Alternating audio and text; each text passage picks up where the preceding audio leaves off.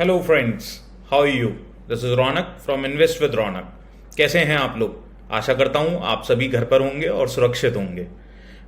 तो दोस्तों, आज मैं बेसिकली इस वीडियो को स्टार्ट करने से पहले एक और अनाउंसमेंट करना चाहता हूं, और वो ये है कि मैं ये जो अपने स्टॉक एनालिसिस करता हूं, इसके साथ में अब मैं एक सीरीज लेकर के आऊंगा जिसमें मैं कुछ टेक्निकल पैटर्न्स के बारे में भी बात करूंगा। एंड ये वही पैटर्न्स हैं जो कि मैं अपने एनालिसिस में फॉलो करता हूं, तो मैं चाहता हूं कि ये मैं आप लोगों को सिखाऊं, और जिससे कि इनसे आप भी गेन कर पाएं और इनको फॉलो कर पाएं। दूसरी एक और बात मैं यहाँ पर अनाउंस करना चाहूँगा, वो ये है दोस्तों कि मैंने ये सोचा है कि क्योंकि मेरी काफ़ी वीडियोस आती रहती हैं जिसमें कि मैं स्टॉक्स के बारे में बताता रहता हूँ, तो क्यों ना एक मैं ऐसा कोई पेज या एक्सेल शीट बनाऊं जिसमें कि मैंने जिन भी स्टॉक्स के बारे में बात की है उन्होंने कैसा परफॉर्म किया, मैं वो वहां दर्शा सकूं। उससे ये होगा कि आपको थोड़ा सा इस बात पर बिलीव होगा ओवर लॉन्ग टर्म कि जिन स्टॉक्स के लिए हमने बात की थी उस मोमेंट पर वो किस तरीके से यदि हम बाय करते तो आज उनका क्या हमारा रिजल्ट रहता। उससे कन्विक्शन बनेगा। सिर्फ मैं ये कहीं भी नहीं बोल रहा हूं कि वो मेरी एडवाइस है, आप उनमें इन्वेस्ट करें, वो आपको खुद अपना ड्यू डिलिजेंस करना है और सीखना है। लेकिन क्योंकि एक कन्विक्शन बने, जिसके लिए मैं चाहता हूं कि मैं कुछ एक ऐसा नया वेब पेज या एक्सेल आप लोगों को प्रोवाइड करना चाहूंगा। तो I will be working on that, and once I have something I will be sharing that with you all. तो जैसा कि दोस्तों हम हमेशा बताते हैं, इस वीडियो की रिकॉर्डिंग मैं 20 मई को कर रहा हूं, और चलते हैं अपने स्टॉक कोड पर। और दोस्तों अगेन, ये मेरी कोई रिकमेंडेशन नहीं है, ये आपको देखना है और ड्यू डिलिजेंस करना है अपना, उसी के बाद इस स्टॉक में कोई भी पोजीशन लेनी है। आइए तो अपने कोटेशन के साथ शुरुआत करते हैं। Never depend on single income. Make investments to create a second source. So, जैसा कि हम सभी कुछ ना कुछ तो कर ही रहे हैं अपनी लाइफ में अपार्ट फ्रॉम इन्वेस्टमेंट्स, एंड मैं समझता हूँ कि हम सभी यहाँ पर अभी एक स्टार्ट किया है हम लोगों ने इन्वेस्टमेंट करना। तो यहाँ पर दर्शाना ये चाहते हैं वॉरेन बफेट जी कि आप हमेशा अपनी सिंगल सोर्स पर डिपेंड मत रहो, सिंगल इनकम पर। आपको धीमे धीमे साइडवेज में जो भी आप कमा रहे हैं उससे आपको सेविंग करके आपको एक सेकेंड सोर्स ऑफ इनकम बनानी चाहिए, which is either an interest income और एफडी और आरडी, जिससे कि हर महीने आपको कुछ उससे इनकम मिल सके।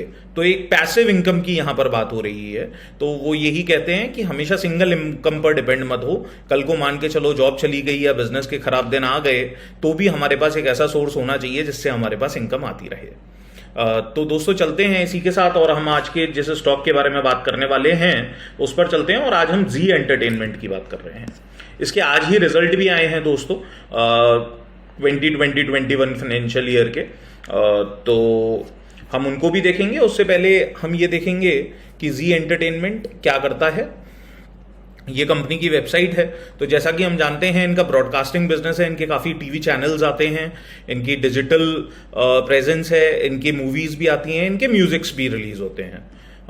तो यदि हम और डिटेल में इनके बिजनेस के बारे में जानना चाहते हैं तो आप इनकी वेबसाइट और screener.com पर जी एंटरटेनमेंट सर्च करके आप ये देख सकते हैं। यहाँ पर ये प्रॉपर बताते हैं कि इनके कितने चैनल्स हैं, ये कितना कंटेंट प्रोवाइड करते हैं और कहाँ कहाँ से इनके रेवेन्यूज आते हैं। तो वो सब इसमें डिस्क्राइब्ड है काफ़ी अच्छे से। तो दोस्तों अभी जैसा कि हम देखेंगे, ये लगभग near to zero debt company है। 0.04 इनका डेट है, 4%। और उसके बाद में ROC इसका 13% है, जो कि कम है हमारा जो पैमाना है उससे। और इनका जो ROC 10 ईयर्स है वो अप्रोक्सीमेटली जहां पर हम डिस्कस करते हैं हमेशा होना चाहिए उसी के आसपास ही है। अब हम नीचे चलते हैं और इनके कुछ सेल्स फिगर्स के बारे में बात करते हैं। ये सेकंड नंबर पर आती है दोस्तों अपने एंटरटेनमेंट सेक्टर में in terms of market cap. लगभग एक्चुअल में इक्वल ही है दोनों का मार्केट कैप यदि हम बात करें तो। तो यहां पर दोस्तों हम देखेंगे कि सेल्स रेगुलरली इसकी इंक्रीज हो रही है। सेल्स इस साल भी 27 ये दिसंबर क्वार्टर में 2729 करोड़ थी। तो sales are regularly increasing. And जो हम ऑपरेटिंग प्रॉफिट की बात करेंगे वो भी आप देखेंगे तो हाईएस्ट एवर नहीं है, बट पिछले यदि हम 6 क्वार्टर्स की बात करें, 5 क्वार्टर्स की, तो उसमें मैक्सिमम है। तो दैट मीन्स कि things are improving for the company. एक और बात मैं यहां पर बताना चाहूंगा, इसके रिजल्ट्स आज ही आए हैं जो कि अभी स्क्रीनर पर अपडेटेड नहीं हैं, लेकिन मैंने इनका वेबसाइट से ये डाउनलोड किया है, जो इनके सेल्स फिगर्स हैं। तो उसकी यदि हम बात करेंगे दोस्तों, तो आप देख पाएंगे कि अभी इस समय 2002 है इस क्वार्टर में। यदि हम मार्च क्वार्टर की बात करें तो जो उनके सेल्स नंबर हैं वो 2002 हैं। तो जिस तरीके से ये 2729 था, ये मार्च क्वार्टर में 2002 है।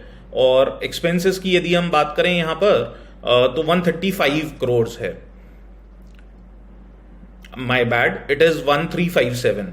सो नेट नेट यदि हम बात करें तो ये फिगर ये दर्शाते हैं यहां पर कि इनका 435 करोड़ का नेट प्रॉफिट है इस क्वार्टर में।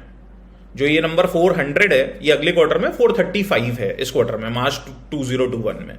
तो अगेन ये सारी चीजें दर्शाती हैं कि कंपनी एक अच्छी राह पर है, और इसमें कोई भी बुराई नहीं है यदि इस समय इसके टेक्निकल्स भी हमारा साथ देते हों तो इसमें बनने की।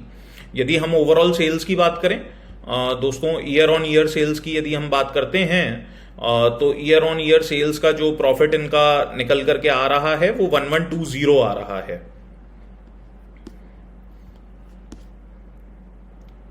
तो कहने का तात्पर्य कि जो ये हमारी प्रॉफिट थी 526, ये 1127 एक सेकेंड दोस्तों, 1120 आती है। तो लगभग 1120 करोड़ का इनका 2021 मार्च 2021 का जो है वो है। तो वो भी अपने आप में सिग्निफिकेंटली इंप्रूवमेंट हम यहां पर देखते हैं। इसके अलावा यदि हम बोरोइंग्स की बात करें तो बोरोइंग्स इनकी ये 351 करोड़ थी इन मार्च 2020। एंड यदि हम अभी देखें, इन्होंने इस बार अभी आज क्या रिलीज किया है,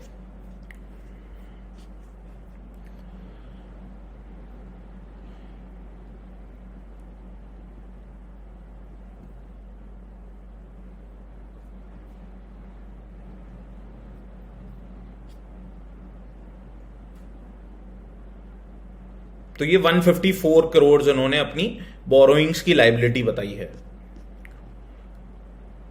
तो ये यहां पर जो 351 था, ये 154 हो गया है। तो अगेन यहां पर भी गिरावट आई है बोरोइंग्स में। एंड इसका भी एक ये पैमाना है जो कि हम कह सकते हैं कि भैया स्टॉक यहां से ऊपर ही जाना चाहिए। एक जरूर इसमें थोड़ा सा जो मेरे पैमाने से उल्टा चल रहा है वो प्रमोटर्स होल्डिंग चल रही है, लेकिन एफआईआईज और डीआईआईज के हाथ में अच्छा स्टेक है, तो इसलिए मैं फिर भी इसमें बेट लेना पसंद करूंगा, क्योंकि 80% के आसपास एफआईआईज और डीआईआईज के पास है। तो मैं जैसा चाहता हूं कि नहीं प्रमोटर्स के पास हमेशा हो, वैसा इसमें नहीं है, but still I will go for it, क्योंकि इसके टेक्निकल्स काफी मेरे को लुभा रहे हैं आज की डेट में। इसके बाद में दोस्तों यदि आप देखेंगे तो इसमें ना Dish TV shares placed to rescue Zee's Chandra. तो बेसिकली ये चंद्रा जी जो हैं, Subhash Chandra, he is founder of Zee Entertainment Enterprises, और डिश टीवी के प्रमोटर और एमडी जवाहर गोयल जी हैं। ये आपस में भाई भाई हैं। तो उन्होंने बेसिकली डिश टीवी के अपने कुछ शेयर्स प्लेज किए हुए थे जी के लोन्स में। तो वो यहां पर कहने का तात्पर्य ये बन रहा था कि स्थिति ऐसी आ गई थी कि डिश टीवी के गोयल साहब के शेयर्स भी जो उन्होंने प्लेज किए थे वो जाने वाले थे, क्योंकि लोन नहीं चुका पा रहे थे चंद्रा जी। बट इन्होंने यहां पर इस आर्टिकल के जरिए आप देखेंगे उन्होंने पूरा भरोसा दिलाया, और इस बार उन्होंने इस क्वार्टर में ये करके भी दिखाया है कि अपने बोरोइंग्स को उन्होंने कम किया है। तो इसका मतलब ये कमिटेड हैं कंपनी को लेकर के, और हमको उस बात को सराहना करते हुए इस स्टॉक में बनने की आशा रखनी चाहिए। अब हम फटाफट से इसके टेक्निकल्स को देख लेते हैं। तो दोस्तों जैसा कि मैं हमेशा देखता हूं, ये कंपनी भी दोबारा 200 डे मूविंग एवरेज और 50 डे मूविंग एवरेज के नीचे ट्रेड कर रही है। तो ये मेरा एक पैटर्न बनाती है which is 200 day moving average के नीचे 50 डे मूविंग एवरेज और उसके नीचे हमारा स्टॉक प्राइस। तो उन चीजों को देखते हुए मैं इसको करंट लेवल पे बाय करना चाहूंगा। और अगेन क्विकली ये देख लेते हैं, तो मैं इसको लाइफ टाइम हाई जो इसका 261 रुपीज के आसपास है वहां जाते हुए देख रहा हूं, क्योंकि रिजल्ट्स भी अच्छे हैं इस क्वार्टर के। तो मैं यहां से लगभग 36% ग्रोथ की बात करता हूं, यदि आप ये देखेंगे तो। So this is around 36% growth from the current levels. और again what time are we expecting?